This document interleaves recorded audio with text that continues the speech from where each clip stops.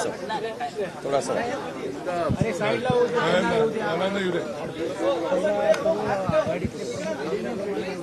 Sir राज्यपालांची थोडा जरा जितूला येऊ द्या. बलात्काराचे आरोप आहे, त्यांना ताबडतोब अरेस्ट करायची मागणी. बघा, पहिली गोष्ट म्हणजे कामाची गोष्ट करूया आपण. आज आम्ही राज्यपाल महोदयांची भेट घेतली. काल आम्ही वेळ मागितली आणि लगेच आम्हाला भेट दिली. आम्ही त्यांचे आभार मानतो. 2-3 महत्वाचे विषय ह्याच अधिवेशनाबद्दल आणि हाऊसबद्दल आम्ही त्यांच्यासमोर मांडलेले आहेत. पहिली गोष्ट म्हणजे जी आम्ही मांडली आहे ती काल आपण पाहिलं असेल, रिमूव्हल मोशनवरनं जो काही गोंधळ झाला, जी काही गडबड झाली, त्याच्यावरनं आम्ही न्याय मागितलेला आहे. कारण ट्रस्ट मोशन एका मिनिटात आली, पॉईंट ऑफ प्रोसिजर मधून आणली आणि सगळं काही गडबड झालेली आहे. असं कधीही हाऊस आधी चालत नव्हतं. ह्या महाराष्ट्राच्या विधानसभेचा, विधान परिषदेचा अपमान हे सरकार आणि त्या खुर्चीवर बसलेले लोक करत आहेत. दुसरी गोष्ट म्हणजे आपण पाहिलं असेल, खालच्या हाऊसमध्ये देखील अनेकदा आम्ही बोलण्याचा प्रयत्न केला. वेळोवेळी आम्ही वारंवार विषय मांडण्याचा प्रयत्न करत असतो. मग कधी अबू अझमी असेल, कधी औरंगजेब असेल, कधी अजून कोण असेल, त्याच्यावरनं सत्ताधारीच पक्ष हाऊस बंद पाडतं, कारण त्यांच्याकडे अजेंडा राहिलेला नाहीये काही. आणि तिसरी गोष्ट सगळ्यात महत्वाची म्हणजे काल देखील मी तुमच्या समोर येऊन जे विषय मांडला, आम्ही प्रश्नोत्तराचा तास असेल किंवा लक्षवेधी असतील किंवा इतर कुठच्याही म्हणजे आमचा प्रस्ताव असेल, मंत्री बसतात, नाही बसत, सेक्रेटरी असतात, नसतात, ह्या सगळ्या विषयांवर कुठे ना कुठेतरी गांभीर्यपूर्वक चर्चा झाली पाहिजे. आम्ही विनंती राज्यपाल महोदयाने ही केलेली आहे की त्यांनी सरकारमधले प्रतिनिधी बोलून घ्यावे आणि त्यांना समज द्यावं, मुख्यमंत्र्यांना बोलून घ्यावं आणि मुख्यमंत्री महोदयांनी सगळ्याच कॅबिनेट मंत्र्यांना समज द्यावी की उत्तर स्वतःची स्वतः द्यावी, अभ्यासपूर्वक द्यावी, अभ्यास करून यावं आणि विधानसभा किंवा विधान परिषद चालू असताना मंत्र्यांनी तिथे हजर राहावं, सगळे अधिकाऱ्यांनी तिथे हजर राहावं. काल आपण पाहिलं असेल, नाना पाटोळे साहेब बोलायला उभे राहिले तेव्हा आम्ही तर प्रश्न विचारलेच की मंत्री कुठे आहेत. एक मंत्री बसले होते, तेही तिसऱ्या रांगेत.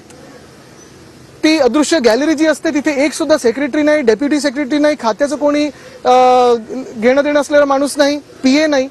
आणि हे सगळं होत असताना फक्त आम्ही विरोधी पक्ष म्हणून नाही, तर आज जनतेतून निवडून आलेले आमदार म्हणून इथे आलेलो आहोत. कारण आम्ही जनतेचे प्रश्न मांडत असतो.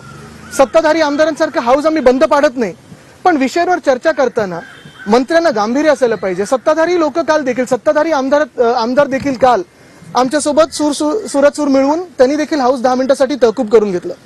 कारण ते देखील म्हणतायत की सत्ताधारी पक्षातले असो की विरोधी पक्षातले असो, जे काही आमच्या मागण्या असतील, कपात सूचना असतील, जे काही आमची विनंती असतील, ह्या सगळ्या चर्चेच्या तिथे मंत्र्यांकडून गांभीर्यपूर्वक विचार झाला पाहिजे.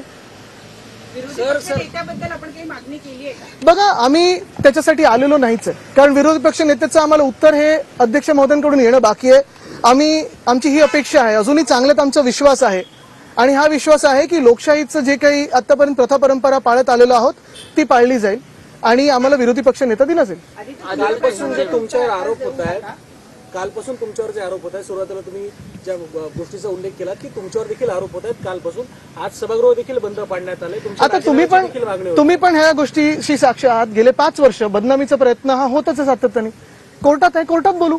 पण महत्वाची गोष्ट हीच आहे, मी तुम्हाला वारंवार सांगितलेलं आहे की आम्ही, आणि खास करून आपण पाहिलं असेल, माझं ट्विट असेल किंवा आम्ही सगळेच एकत्र, आम्ही ह्या सरकारला ह्या एका अधिवेशनामध्ये एक्सपोज केलेलं आहे. फक्त आम्ही नाही तर संघाने पण एक्सपोज केलंय.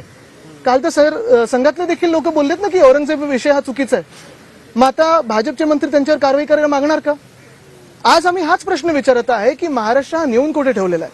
आज आपण पाहाल तर क्राईम्समध्ये, मग महिलांवर अत्याचार असतील, शेतकरी आत्महत्या असतील, शेतकऱ्यांची परिस्थिती असेल, ह्याच्यात तर महाराष्ट्राची परिस्थिती बिकट होत चाललेली आहेच.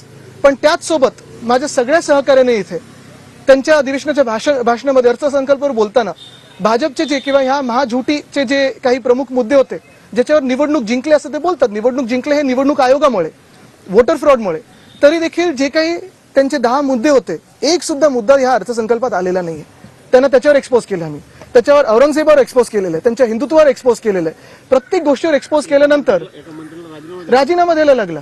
आणि हे सगळं झाल्यानंतर आपण पाहताय की आज हाऊस बंद कशावरनं पाडायचं, तर माझ्यावरनं पाडायचं, पाडू द्या. पण जनता हाच सवाल विचारत आहे की तुम्ही तर सत्ताधारी पक्षातले आमदार आहात, तुम्हाला जर निवडून दिलं असेल आम्ही, तर काम करायला निवडून दिलेलं आहे, महाराष्ट्राबद्दल बोलायला दिलेलं आहे, बोला ना, महाराष्ट्राबद्दल चर्चा करा.